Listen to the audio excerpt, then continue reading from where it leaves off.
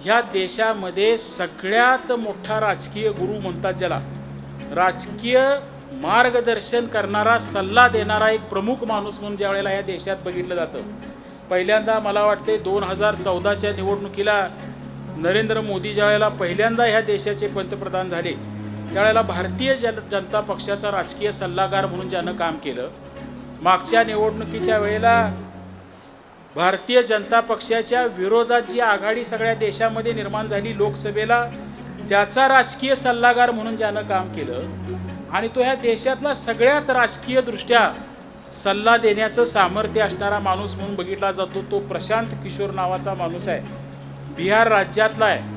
आणि आज त्याला इच्छा झाली हे सगळं बघितल्यानंतर या वर्षी किंवा 2 वर्षापूर्वी की आपण सुद्धा एक पक्ष काढावा आणि आपण सुद्धा आपला पक्ष घेऊन बिहारमध्ये आपलं राजकीय सामाजिक विचारांना लोकांच्या मध्ये घेऊन जावं.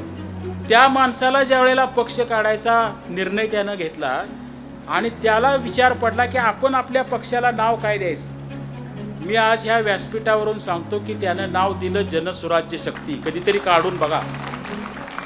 आज बिहारच्या निवडणुकीमध्ये 100 जागा तो माणूस या जनसुराज्य शक्तीच्या नावानं त्या ठिकाणी लढवतो.